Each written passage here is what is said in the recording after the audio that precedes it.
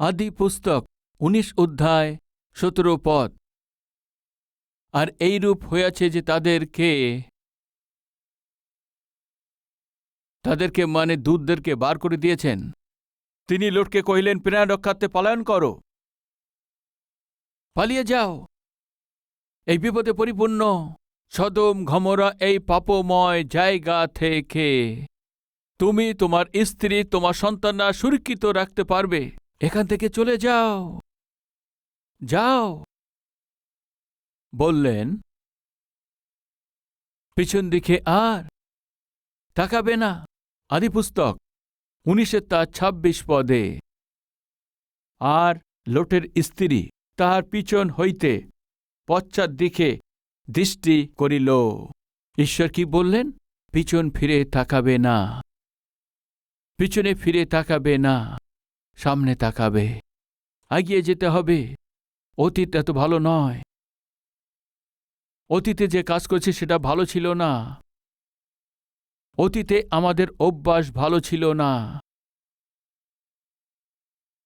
অতীতের আমার যৌবন ভালো ছিল না, আমাদের নষ্ট করেছি, যৌবনকে নষ্ট করেছি, অতীতে আমার শরীরকে নষ্ট করেছি, চোখকে নষ্ট করেছি, ভাবনাকে নষ্ট করেছি, মনকে নষ্ট করেছি, পরিবারকে নষ্ট করেছি, যৌবনকে নষ্ট করেছি। ঈশ্বর বললেন, অনেক হয়েছে, এনাফ। আবার পশ্চাৎ বিষয়ের দিকে তাকাবে না। যেটা আপনি প্র্যাকটিস করেছিলেন, আপনি যেটা পাপময় কার্য করেছিলেন, ওটা একদম ছেড়ে দিন, ত্যাগ করুন। সোনার ভবিষ্যৎকে আপনাকে দিতে চাইছি, ছেড়ে দাও, পিছন ফিরে তাকাবে না। ঈশ্বর চেতনা দিয়েছিলেন। এতটা করার পরে লোট আর লোটের স্ত্রী আর লোটের দুটো সন্তান, ঈশ্বর তাদেরকে হাত ধরে তাদেরকে জোরপূর্বক ওদের বাইরে নিয়ে এসে আমরা তা দেখতে পাই। ২৬ পদে, আর লোটের স্ত্রী তার পিছন হইতে পশ্চাৎ দিকে দৃষ্টি করিল আর লবণস্তম্ভ হইয়া গেল। মারা গেছে ভাই। পশ্চাতে ফিরে তাকিয়েছেন, লোটের স্ত্রী জীবন হারিয়েছে। সাবধান প্রিয় ভাই, সাবধান বোন, পুরাতন জীবনকে ছেড়ে দিন, মন্দ জীবনকে ছেড়ে দিন। আবার পশ্চাতে ফিরে তাকানোর চেষ্টা করবে না। আপনি কখন কুকুরকে দেখেছেন? কুকুরের স্বভাব কি আছে জানেন কি? ও তাড়াতাড়ি করে সেটা খাবার খেয়ে তারপরে একটু পরে সবকিছু বমি করে দেয়। কি করে? তাড়াতাড়ি করে খেয়ে নেয়, তারপর বমি করে, বমি করার পরে ওইটা আবার খেয়ে নেয়। এটাকে কি বলবেন বলুন? বাইবেলে ওই কথাই আছে। পিতরের ২য় পত্র ২য় অধ্যায় ২০ পদ থেকে পড়ব। কারণ আমাদের প্রভু ও ত্রাণকর্তা যীশুখ্রিস্টের তত্ত্বজ্ঞানে সংসারের অসুচি বিষয়সমূহ এড়াইবার। আমি জিজ্ঞেস করছি, আপনারা কতজন যীশুখ্রিস্টকে পরিত্রাতা হিসেবে গ্রহণ করেছেন? হাত দেখাবেন। যীশুখ্রিস্টকে পরিত্রাতা হিসেবে গ্রহণ করেছি আপনারা যারা বলছেন হাত দেখান। তবে খ্রিস্ট সমাজ শুনুন, যীশুখ্রিস্টকে মুক্তিদাতা পরিত্রাতা হিসেবে গ্রহণ করার পরে, আপনার জীবনকে প্রভুর কাছে সমর্পণ করার পরে, বাপ্তিস্ম নেবার পরে আপনি জগৎকে সাক্ষ্য দিচ্ছেন, আপনার পুরাতন জীবনকে কবর দিয়েছেন, এক নতুন ব্যক্তি রূপে জল থেকে উঠেছেন। এইভাবে আপনার সাক্ষ্য দেবার পরে, আর এইবার পরে যদি তারা শুনছেন, যদি পুনরায় পিছিয়ে যায়, পরিত্রাণ পাওয়ার পরে, বাপ্তিস্ম নেবার পরে, আবার পুরাতন জীবনে মিশে গেলে, বাইবেলটা বলে এরপর তাহারা পুনরায় তাহাতে পাশবদ্ধ হইয়া, তবে তাহাদের প্রথম দশা অপেক্ষা শেষ দশা আরো মন্দ। শুনছেন প্রিয় ভাই ও বোনেরা? একবার আপনি পরিত্রাণ পাওয়ার পরে আপনি মদ্যপানকারী আছেন কি? মদ্যপান করাকে ছেড়ে দিয়ে যীশু খ্রিস্টকে পরিত্যাগ গ্রহণ করেছেন কি? আবার মদের পিছনে যাবেন না। ঘুরে বেড়ানোর লোক বেশ্যার প্রতি আপনি ছিলেন কি? যীশু খ্রিস্টকে পরিত্যাগ গ্রহণ করে আপনি সবকিছু ত্যাগ করেছেন কি? আবার সে ব্যভিচারের পিছনে যাবেন না। একটা বোন আমার কাছে এসে কাঁদছিলেন, পাশাপাশি আমি পাপী আছি, আমার স্বামীকে ঠকিয়ে আমার অবৈধ জীবনযাপন করে আমার জীবনকে নষ্ট করেছি। এমনই আমি ক্যালভারি টেম্পলে এসে আপনার বাক্যের দ্বারায় আমি আমার ভুল বুঝতে পেরে আমি পাপকে তখন ত্যাগ করে ছেড়ে দিয়েছি।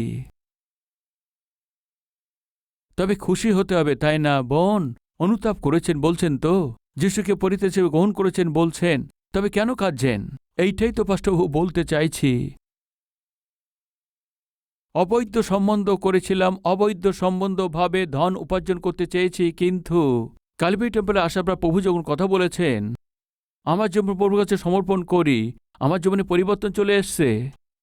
আমার জীবনে পরিবর্তন এসে এটাকে দেখে আমার স্বামীও অনেক খুশি হয়ে এসে বলছে আমিও তোমার সঙ্গে ক্যালভারি টেম্পলে যাব। আমার সঙ্গে আসা শুরু করেছেন পাস্টরবাবু। এইভাবে সম্পূর্ণ পরিবারের সাথে এসে প্রভুর কাছে এসে আরাধনা করতে শুরু করলাম। পরিত্রাণ পেয়েছি, বাপ্তিস্ম নিয়েছি, সাক্ষ্য দেব আশা করেছি। আমার স্বামীকেও এই ক্যালভারি টেম্পলে নিয়ে এসছি। জানেন কি হয়েছে? পুনরায় শয়তান এসে আমাকে পরীক্ষা ফেলেছে পাস্টরবাবু। আমি আবার গিয়ে অন্যের সঙ্গে অবৈধ সম্পর্ক তৈরি করেছি, স্বামী তা দেখতে পেয়েছেন।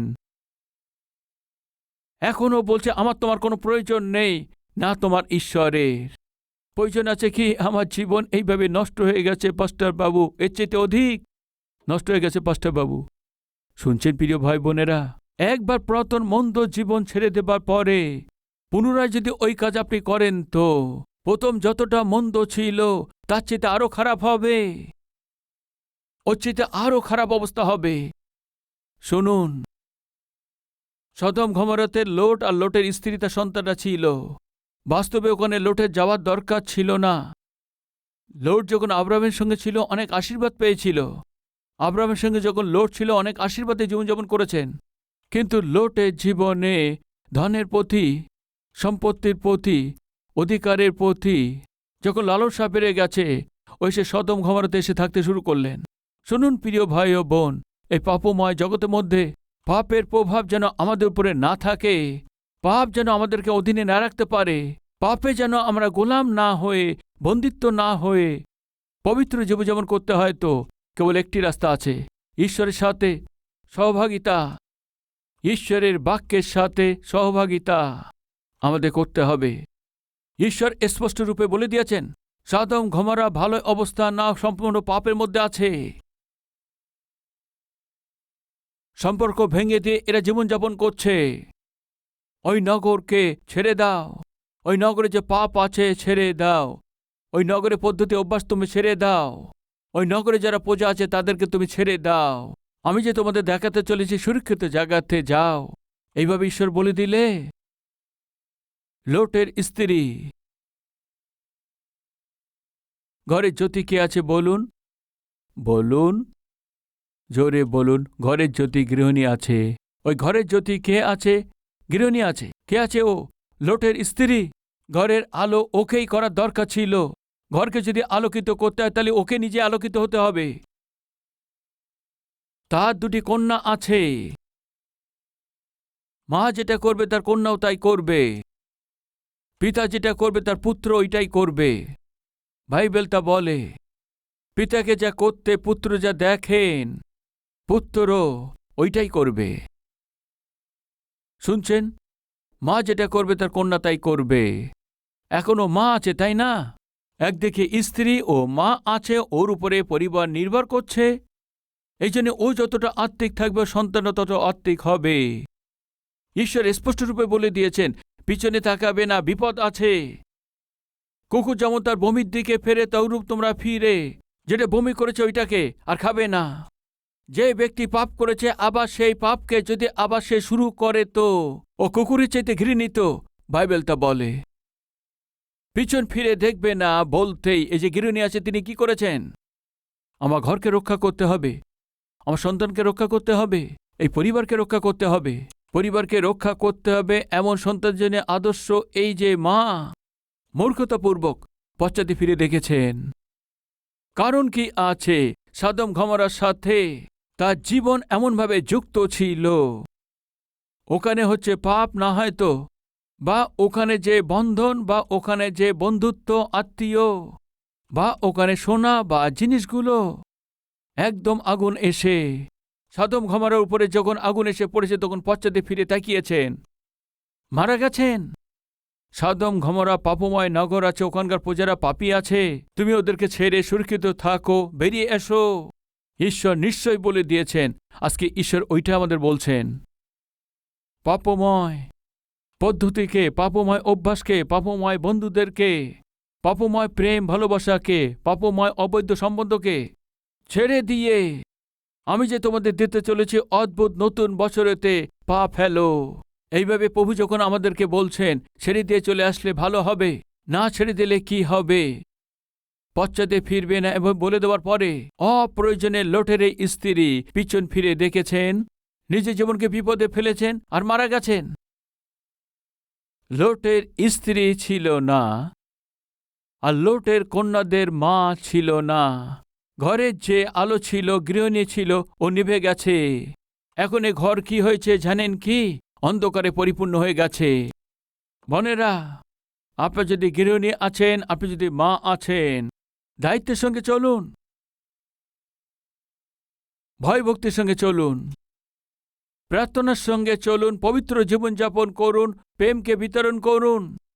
পিতা রূপেতে আপনার ঘরেতে, স্বামী রূপে আপনার ঘরেতে প্রেম করা স্বামী হয়ে, প্রার্থনাকারী স্বামী হয়ে, পবিত্র রূপে স্বামী রূপে জীবনযাপন করেন তো তবে আপনার পরিবার হবে।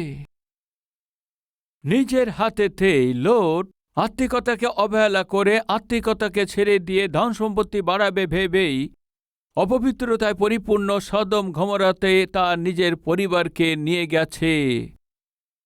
যেখানে খুশি আপনার পরিবারকে নিয়ে যাবেন না, যেখানে খুশি আপনার সন্তানদেরকে নিয়ে যাবেন না, যেখানে খুশি আপনার সন্তানকে স্কুলে, ইউনিভার্সিটি আপনাকে জয়েন করাবেন না। নামের জন্য, প্রসিদ্ধের জন্য, আপনার পদের জন্য, তা নয়। আপনার সন্তানদেরকে ভয় ভক্তিকে তৈরি করতে পারেন এমন পরিবেশ তাদের দরকার, বৃদ্ধি পাওয়ার পরিবেশ তাদের দরকার। ঘরে জ্যোতি যে গৃহিণী আছে, আত্মিকতাহীনতায়, ঈশ্বরের ভয় ভক্তি ছাড়া, ঈশ্বরের আজ্ঞা না মেনে মারা গেছেন। তবে স্বামীর বিষয় কি আছে, সন্তানদের বিষয় কি আছে? সদম গমরাতে ভয়তে ছেড়ে দিয়েছে, কিন্তু ওদের জীবনে সদম গমরা তাদের সঙ্গে চলে এসছে। ওখানে কি হচ্ছিল? পাপ হচ্ছিল। ওখানে কি হচ্ছিল? তাদের সম্পর্কগুলোকে ভেঙে দিয়ে পাপময় অভ্যাস, পাপময় ব্যবহার ওখানে হচ্ছিল। সবকিছু তার কন্যারা দেখছিল কোনো সম্পর্ক নেই। পাপ করার জন্য সম্পর্কে কোনো সম্বন্ধ নেই, বয়সে কোনো সম্বন্ধ নেই। লোকরা মন্দ কাজ করছে আর মেয়েরা তা দেখছিল। এমন পরিবেশে পিতা তার সন্তানদেরকে তৈরি করেছেন। আবার বলছি, আমাদের চারপাশে পাপময় সমাজ আছে। আমাদের সন্তানদের পবিত্র জীবনযাপন করতে হবে। বা প্রভু সন্তান হিসেবে চলবেন, বা এদেরকে স্বর্গে যেতে হবে। পিতা মাতা রূপে আপনাকে আত্মিক জীবনযাপন করতে হবে। লোটের স্ত্রী শারীরিক রূপে সে সদম গমরাকে ছেড়ে দিয়েছিল, কিন্তু অন্তর্দেশে সদম গমরাকে তুলে নিয়ে যাচ্ছিল। এটাই আমাদের দুর্বলতা। উপর দিয়ে আত্মিক, উপর দিয়ে পবিত্রতা, উপর দিয়ে ভক্ত আমরা দেখাই, আমরা লোকদের দেখিয়ে থাকি, কিন্তু অন্তরে এই জগৎকে নিয়ে চলছি। জগতের অভ্যাস, জগতের বাজে জিনিস, জগতের সমস্ত কার্য আমাদের অন্তরে আছে। ওইটা যদি আজকে আমরা ছেড়ে দিই তবেই নতুন বছর আনন্দ আজকে আমাদের জীবনে হবে। লোটের স্ত্রী মারা গেছেন, ঘরের জ্যোতি নিভে গেছে, মা মারা গেছে, কন্যাকে শাসনে রাখার কেউ নেই, কন্যাদের দায়িত্ব নেবার কেউ নেই। পিতা আর এই দুটি কন্যা একই গুহাতে ছিলেন। এখন দুটি কন্যা একসঙ্গে কথা বলছেন, কি করছেন দেখবেন। আসুন, আদিপুস্তক 19 অধ্যায়ে 31 পদে। তা সেই কন্যা গুহার মধ্যে বসিত করিলেন। পরে তার জ্যেষ্ঠ কন্যা কনিষ্ঠকে কহিল, আমাদের পিতা বৃদ্ধ এবং জগৎ সংসারে ব্যবহার অনুসারে আমাদেরকে উপভোগ হইতে এই দেশ কোনো পুরুষ নাই। আইসো আমরা পিতাকে দ্রাক্ষারস পান করাই, তা সেই শয়ন করি, এইরূপে পিতার বংশ রক্ষা করিব। তাহাতে তাহারা সেই রাতিতে আপনাদের পিতাকে দ্রাক্ষারস পান করাইল। পরে তার জ্যেষ্ঠ কন্যা পিতা সেই শয়ন করিতে গেল, কিন্তু তার শয়ন ও উঠিয়া যাওয়া টের পাইল না। আর পরদিন জ্যেষ্ঠা কনিষ্ঠাকে কহিল, দেখো, গত রাতিতে আমি পিতার সহিত শয়ন করিয়াছিলাম, আইসো, আমরা অদ্য রাতিতেও পিতাকে দ্রাক্ষারস পান করাই, পরে তুমি যাইয়া তার সহিত শয়ন করো। কি আছে ভাই, নষ্ট হবার সময়। সদম গমোরাতে এই ঘটেছিল। সদম গমোরাতে এমন ধরনের পাপ ঘটেছিল, কোনো সম্পর্ক নেই। ওই পাপকে দেখে এই কন্যারা পিতার সাথে কি করলেন? পিতার সাথে পাপ করেছেন। এখন আপনাকে আমরা সদম গমোরাতে নেই কি আছি প্রমাণ করব। আজকে সমাজ কেমন আছে? Paper clipping, news 18। পিতাকে বিয়ে করেছেন এমন কন্যা, দুটি সন্তানকেও জন্ম দিয়েছেন। কাকে বিয়ে করেছেন? পিতাকে বিয়ে করেছেন। কোন সময় আছে ভাই? ধ্বংস হবার সময়। ওই লোটের কন্যারা কার সঙ্গে শারীরিক সম্বন্ধ করেছেন? পিতার সঙ্গে শারীরিক সম্বন্ধ করেছেন, তারপর পুত্রকে জন্ম দিয়েছেন। আজকের বিষয় কি আছে? আমার প্রভু বলেছেন লোটের দিনের সমান শেষ দিনেতে এমন হবে। এ শেষের সময় আছে। দ্বিতীয় সংবাদ এ আরো ভয়ানক আছে। দেখুন, হায়, এ মন্দ আছে। স্বয়ং মাকে বিবাহ করেছে এমন পুত্র। কি আছে সব? কি আছে সব? মাকে বিবাহ করেছেন এমন পুত্র। কোন দিনে আমরা চলেছি? ঈশ্বর বলেছেন লোটের সময়কে তোমরা স্মরণ করো। যেদিন তোমরা লোটের সময়কে দেখতে পাবে, ওইটা শেষ সময় আছে। লোটের সময়তে কন্যারা পিতার সঙ্গে পাপ করেছেন। আজকের দিনেতে ওই সময় দৃশ্যকে দেখছি। এই জন্যেই বলছি, এ বিপদে পরিপূর্ণ সময় আছে। জীবনকে ঠিক করে নাও, এমনই সময় আছে। ফলস্বরূপ কি হয়েছে? পিতাকে দ্রাক্ষারস পান করিয়ে, পিতার সাথে পাপ কাজ করে, পুত্রকে জন্ম দিয়ে এক মোয়াব আর দ্বিতীয় অমনি, দুটোই অভিশাপের বংশের পিতা হয়ে গেছে। এই জন্যে ঈশ্বর বলছেন সদম গমোরাকে ত্যাগ করো, সুরক্ষিত থাকো। বললেই পিতা তার আত্মিকতা হারিয়ে ফেলেছেন, মা নিজের আত্মিকতা হারিয়েছেন, কন্যারা ভয়ানকভাবে ভ্রষ্ট হয়ে গেছে। আজ যে সন্তান হয়েছে ওরাও নষ্ট হয়ে গেছে। পিতারা শুনছেন কি? মায়েরা শুনছেন কি? পুরাতন মন্দ জীবনকে ত্যাগ করে নতুন বছরে যখন প্রবেশ করবেন, আমাদের কি নিয়ে যেতে পারবেন না? পুরাতন বছরে যা কিছু সম্বন্ধ আছে, কোনো কিছুই আমাদের সাথে নিয়ে যাবার অনুমতি নেই। আপনার স্বামী রূপে যদি নিয়ে যান, তাহলে আপনার পরিবারকে নষ্ট করবেন।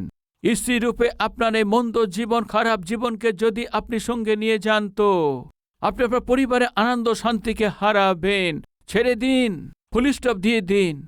কোনটাকে? অপবিত্র অভ্যাসগুলোকে। সিগারেট পান করা অভ্যাস আছে, গুটখা খাওয়া অভ্যাস আছে, মদ্যপান করে ঘোরা অভ্যাস আছে, জুয়া খেলা অভ্যাস আছে, মন্দ ছবি দেখা অভ্যাস আছে, মিথ্যা বলা অভ্যাস আছে, বেশি সময় ঘুমানো অভ্যাস আছে, দেরি থেকে ঘুম থেকে ওঠা অভ্যাস আছে, মুখে অনুশাসন ছাড়া সবকিছু খেয়ে ফেলা অভ্যাস আছে, গাল দেবা অভ্যাস আছে, মারা অভ্যাস আছে। সব ছেড়ে দিন। এই পুরাতন মন্দ জীবন এই নতুন বছরে আপনি তা ছেড়ে দিন। ওইসব আপনার সাথে আসবে, অনুমতি নেই। বাইবেল আমরা পড়েছি, পরিত্রাণ পাওয়ার পর যীশু খ্রিস্টকে পরিত্রাতা হিসেবে গ্রহণ করার পরে, বাপ্তিস্ম নেবার পরে পুনরায় মদ্য অভ্যাস শুরু করলে আপনি আবার নষ্ট হয়ে যাবেন। লোট আর তার পরিবারকে কি হয়েছে আমরা তা দেখেছি, তাই না ভাই? তার সম্পূর্ণ বংশ অভিশাপের বংশ হয়ে গেছে। আমাদের সন্তানদের অভিশপ্ত না হতে হয়তো পিতা, মা, আজকে আপনি আত্মিক পিতা, আত্মিক মা হতে হবে। আমাদের পরিবার থেকে আসছে আমাদের বাচ্চা আর তাদের সন্তান আর তাদের সন্তান। অভিশপ্ত যদি না হতে হয়, তো ভয়ভক্তির সাথে ঈশ্বরের আরাধনা করার লোক হতে হবে। এমন আশা করছেন প্রতিটি স্বামী, প্রতিটি স্ত্রী, প্রতিটি পিতা, প্রতিটি মা। আজকেই পুরাতন মন্দ জীবনকে ছেড়ে দিতে হবে। প্রিয় যুবক ভাইয়েরা, যদি আপনি সোনার ভবিষ্যৎ দেখতে চান, তো প্রভু যেটা পছন্দ করে এরকম জীবন চান, তো প্রভু আশীর্বাদ দেয় এমন জীবন চান, তো আজকেই আপনার জীবন থেকে প্রতিটি অপবিত্র অভ্যাসকে ছেড়ে দিন। হতে পারে ও আপনাকে আকর্ষণে ফেলবে, ও ছেলেটি আপনাকে আকর্ষণ দেখাবে, মেয়েটি আপনাকে আকর্ষণ দেখাবে, ওই অভ্যাস আপনাকে আকর্ষণে ফেলবে। ওই অল্পক্ষণের পাপ ভোগ করার জন্য আকর্ষিত হয়ে হয়তো আপনি তার গোলাম হয়ে গেছেন। সাবধান, আজ প্রভু বলছে ওটাকে তুমি ছেড়ে দাও। আজ যদি ওটা আপনি না ছেড়ে দেন, আর যদি আপনার সঙ্গে আসতে দেন, তো আপনাকে ধ্বংস করে দেবে। কিভাবে? সাধারণভাবে যখন অনেক বর্ষা হয়, গোদাবরী যখন পূর্ণ হয়, গোদাবরী নদী পূর্ণ হলে জঙ্গলের গাছ, উদ্ভিদ, কাঠগুলো ভেসে ভেসে চলে আসে। গাছ ভেঙে গিয়ে, ভালো ভালো গাছ ভেঙে গিয়ে ভেসে ভেসে আসে, গোদাবরী স্রোতে ভেসে আসে। তখন কিছু লোক কি করে জানেন কি? ভেসে ভেসে আসছে ওই গাছের গুড়ি এবং গাছের ডালগুলোকে, ওই গুড়িগুলো নিয়ে এসে সেটাগুলো ধারে নিয়ে এসে সেগুলোকে কেটে খাট তৈরি করে, দরজা বানিয়ে থাকে, চেয়ার বানিয়ে থাকে। কিছু লোকরা কাঠের কাজ করেন, বিশেষ করে সেই লোকেরা। ওইভাবে ওই দিন ওই ব্যক্তি বললেন, দেখো, আজ আমি নদীতে যাব, যদি গুড়ি পাই তো পালঙ্ক বানাতে পারি, চেয়ার বানাতে পারি। স্ত্রীর সঙ্গে বলছিলেন, ও বলছে আর তার সামনে দিয়ে একটি গুড়ি ভেসে যাচ্ছে। ও দ্রুত জলের মধ্যে গেছে। পিতা তাড়াতাড়ি করে জলের মধ্যে গেছে, সন্তানও বাইরে এসছে। সন্তান দেখছে, স্ত্রী দেখছে, ও সাঁতার কাটতে কাটতে গেছে। ওখানতে ভেসে যাচ্ছে যে গুড়িটি, ওই গুড়িকে দেখে ওটা দেখেছেন, পাশে গিয়ে সেটা ধরে নিয়েছেন। ধরার পরে কি করবে? সেটাকে ধরার পরে এইভাবে টানতে টানতে তাকে ধারে নিয়ে আসবে, তাকে ধারে আনবে। কিন্তু এইভাবে ভেসে যাচ্ছে, আরও ভেসে যাচ্ছে। স্ত্রী দেখছে, সন্তানও দেখছে, সামনে জলের একটি ঘূর্ণন আছে, ওখানে গেলে কেউ বাঁচতে পারে না। এমন পরিস্থিতিতে স্ত্রী জোরে চিৎকার করছে, শোনো, কি গো, ফিরে আসো, ওটাকে ছেড়ে দিয়ে চলে আসো। আরে কোথায় ভেসে যাচ্ছ? কোথায় চলে যাচ্ছ? ফিরে আসো। সন্তান চিৎকার করছে, পিতা, পিতা, ওটা ছেড়ে দিয়ে চলে এসো পিতা, আপনাকে আমি চাই, বাবা তুমি ফিরে আসো। সন্তান চিৎকার করছে, স্ত্রী চিৎকার করছে। ইতিমধ্যে গ্রামের সমস্ত লোক চলে এসছে।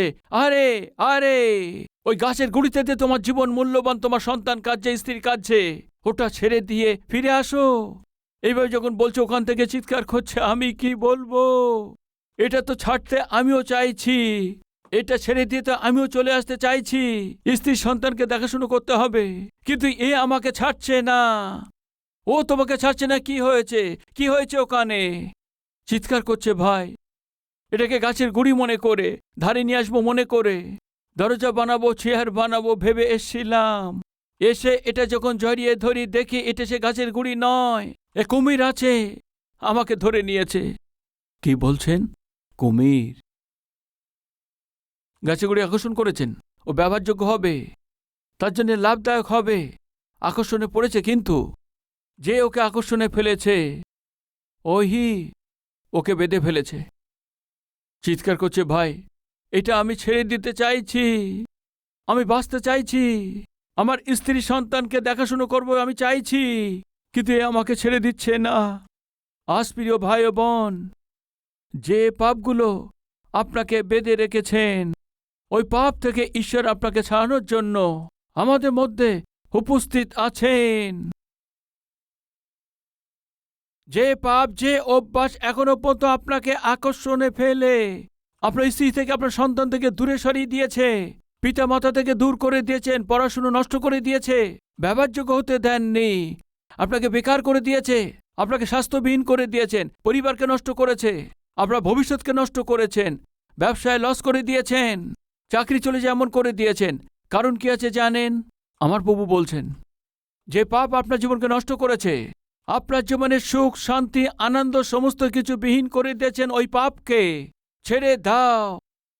আমি তোমাকে নতুন জীবন দিতে চলেছি, আমি তোমার নতুন বছর দিতে চলেছি, আমি তোমাকে নতুন মন দিতে চলেছি, অদ্ভুত জীবনকে দিতে চলেছি। ওই জীবন আমি চাই। যারা বলছেন আমার সাথে প্রার্থনা করবেন, দুই হাত উপরে তুলে সম্পূর্ণ মন দিয়ে প্রার্থনা করবেন।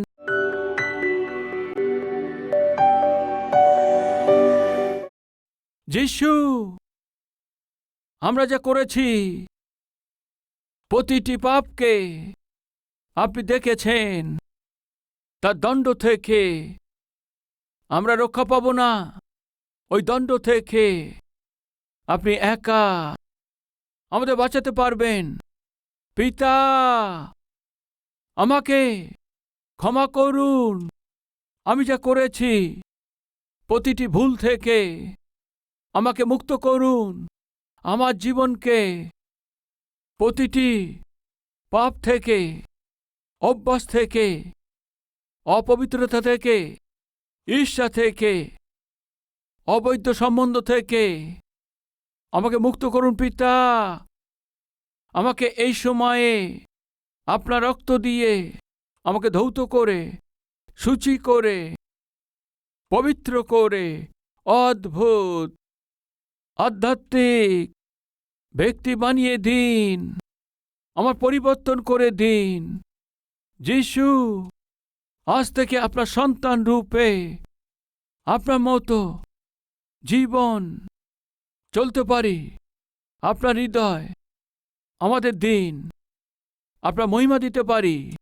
এমন জীবন আমাদের সবাইকে প্রদান করুন। এমন দয়া আমাদের প্রতি করুন। যিশু খ্রিস্টের নামেতে চাইছি পিতা, আমেন।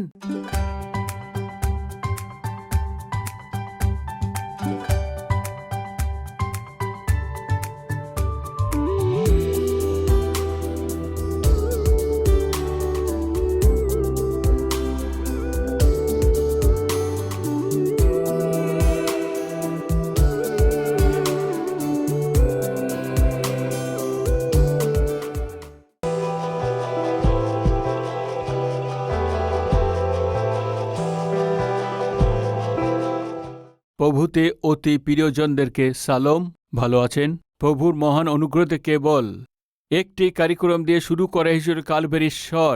আজ কমপক্ষে 650 স্যাটেলাইট টেলিভিশন কার্যক্রম রূপে ঈশ্বর আশীর্বাদ দিয়েছেন। কারণ জানেন, যারা এই কার্যক্রমকে দেখেন তারা আশীর্বাদ পেয়ে এই কার্যক্রমের জন্যে কিছু না কিছু সাহায্য পাঠিয়েছে। এই জন্য একটি কার্যক্রম দিয়ে শুরু করা হয়েছিল, একটি ভাষা দিয়ে শুরু করা হয়েছিল কালভেরি স্বর। আজ ভারতবর্ষেতে প্রতিটি রাজ্যে ওদের নিজের ভাষাতেই সুসমাচার পৌঁছে দিতে পারছি। আসু তাই না, কমপক্ষে 650 টেলিভিশন কার্যক্রমের দ্বারায় কেবল আমাদের দেশেতে নয়, বাংলাদেশেতে, নেপালেতে, গল্ফ কান্ট্রিতে আর শ্রীলঙ্কাতেও ওদের ভাষাতেই প্রভু যীশুখ্রিস্টের এই সুসমাচারকে পৌঁছাচ্ছে। প্রত্যেককেই পরিত্রাণ পেতে হয়তো প্রত্যেকের কাছে সুসমাচার পৌঁছানো দরকার। এই জন্য প্রত্যেকে যেন পরিত্রাণ পায়। যীশুখ্রিস্টের সুসমাচার যেন জগতে পরিপূর্ণ হতে পারে, আপনার সাহায্য চাই। আজকে এই কার্যক্রম আপনার পর্যন্ত পৌঁছাতে পেরেছে। এই কার্যক্রম আপনি শুনতে পাচ্ছেন তো কেউ ত্যাগের সঙ্গে সাহায্য করেছেন। এই জন্য এই কার্যক্রম আপনার পর্যন্ত পৌঁছিয়েছেন। কারের সাহায্যের দ্বারায় আপনি জীবিত ঈশ্বরের বাক্য শুনতে পাচ্ছেন, তাই না? আপনিও সাহায্য করলে লক্ষ লোক পরিত্রাতাকে জানতে পারবে। এই জন্য প্রভু যদি আপনাকে প্রেরণ করেন তো কালভেরি স্বরকে সাহায্য করুন, এই কার্যক্রমকে সাহায্য করুন, লক্ষ লোকের কাছে সুসমাচার পৌঁছে দিন। এই মন থেকে চাইছি। নিশ্চয়ই এই সেবা কাজের জন্য প্রার্থনা করবেন, উৎসাহিত করবেন, সাহায্য করবেন। আশার সহিত বিদায় চাইছি আপনাদের, সতীশ কুমার। আমাদের ঠিকানা কালভেরি, পোস্টবক্স নম্বর 30, কুকুটপল্লী, হায়দ্রাবাদ 72, তেলেঙ্গানা।